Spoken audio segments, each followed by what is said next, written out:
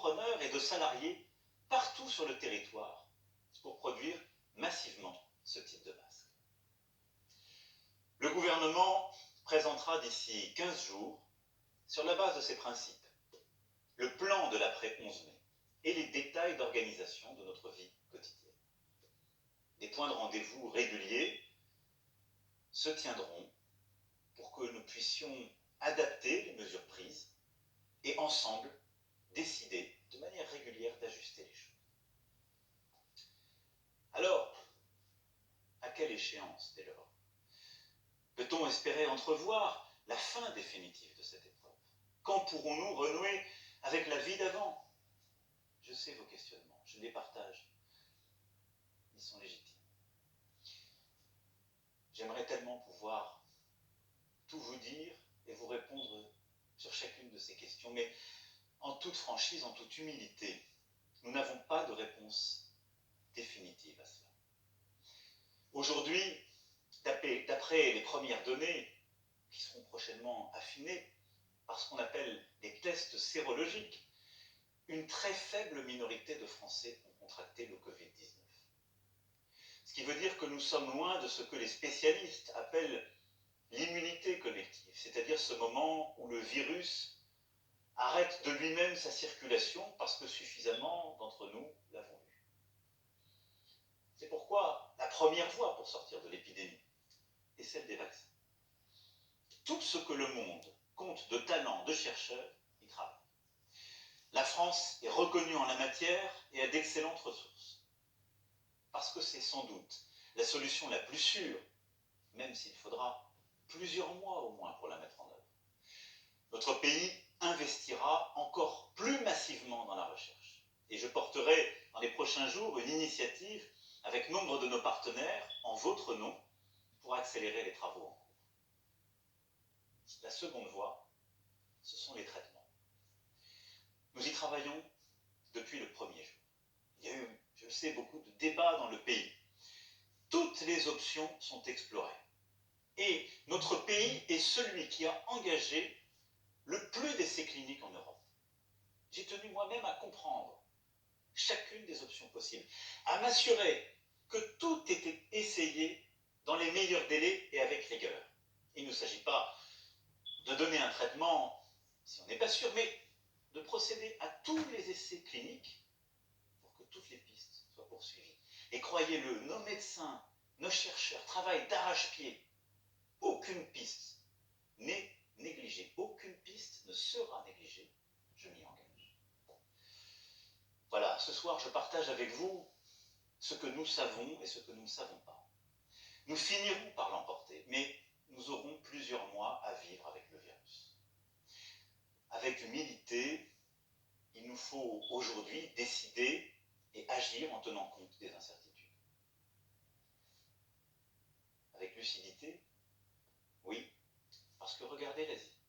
Le virus semblait avoir été vaincu et il revient dans de nombreux pays qui à nouveau décident de refermer leurs économies. Il nous faut donc procéder avec calme et courage. Mais ce que je sais à ce moment, mes chers compatriotes, c'est que notre nation se tient debout, solidaire, dans un but commun.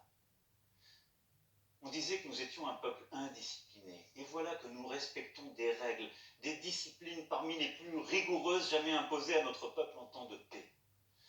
On disait que nous étions un peuple épuisé, routinier, bien loin de l'élan des fondations. Et voilà que tant d'entre vous rivalisent de dévouement, d'engagement face à l'inattendu de cette menace. Nous voilà tous solidaires, fraternels, unis. Concitoyens d'un pays qui fait face, concitoyens d'un pays qui débat, qui discute, qui continue de vivre sa vie démocratique, mais qui reste unis. Et je veux ce soir partager avec vous au cœur de l'épreuve cette fierté. Cette certaine idée qui a fait la France est bien là, vivante et créatrice. Et cela doit nous remplir d'espoir. C'est nous. Durant les semaines à venir, le gouvernement, le Parlement, notre administration, avec nos maires et nos élus locaux, auront à préparer la suite. Pour ce qui me concerne, je tâcherai de porter en Europe notre voix afin d'avoir plus d'unité et de solidarité. Les premières décisions ont été dans le bon sens et nous avons beaucoup poussé pour cela, qu'il s'agisse de la Banque centrale européenne, de la Commission européenne ou des gouvernements. Mais nous sommes à un moment de vérité qui impose plus d'ambition, plus d'audace, un moment de refondation. Nous devons aussi savoir aider nos voisins d'Afrique à lutter contre le virus plus efficacement, à les aider aussi sur le plan économique en annulant massivement leurs dettes. Oui, nous ne gagnerons jamais seuls, parce qu'aujourd'hui, à Bergame, Madrid, Bruxelles, Londres, Pékin, New York, Alger ou Dakar, nous pleurons les morts d'un même virus. Alors si notre monde sans doute se fragmentera, il est de notre responsabilité de bâtir dès aujourd'hui des solidarités et des coopérations nouvelles. Il nous reviendra aussi, dans les prochaines semaines, de préparer l'après. Il nous faudra rebâtir notre économie plus forte afin de produire et redonner plein espoir à nos salariés et nos entrepreneurs, garder notre indépendance financière. Il nous faudra rebâtir une indépendance agricole, sanitaire, industrielle et technologique française et plus d'autonomie stratégique pour notre Europe. Cela passera par un plan massif pour notre santé, notre recherche, nos aînés, entre autres. Il nous faudra nous rappeler aussi que notre pays, aujourd'hui, tient tout entier sur des femmes et des hommes que nos économies reconnaissent et rémunèrent si mal. Les distinctions sociales ne peuvent être fondées que sur l'utilité commune. Ces mots, les Français les ont écrits il y a plus de 200 ans. Nous devons aujourd'hui reprendre le flambeau et donner toute sa force à ce principe.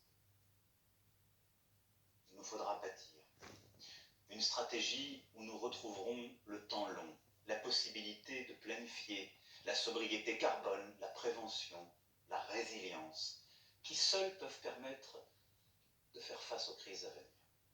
Ces quelques évidences s'imposent aujourd'hui à nous, mais ne suffiront pas. Et je reviendrai donc vers vous pour parler de cet après. Le moment que nous vivons est un ébranlement intime et collectif. Sachons le vivre comme tel. Il nous rappelle que nous sommes vulnérables. Nous l'avions sans doute oublié. Et ne cherchons pas tout de suite à y trouver la confirmation de ce en quoi nous avions toujours cru. Non. Sachons dans ce moment sortir des sentiers battus, des idéologies, et nous réinventer. Moi le premier. Il y a dans cette crise une chance. Nous ressouder, éprouver notre humanité, bâtir un autre projet dans la concorde.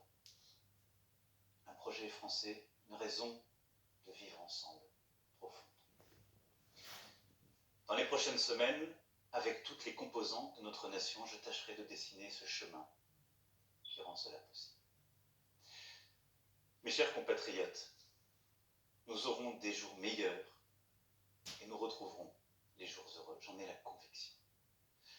Et les vertus qui aujourd'hui nous permettent de tenir seront celles qui nous aideront à bâtir l'avenir.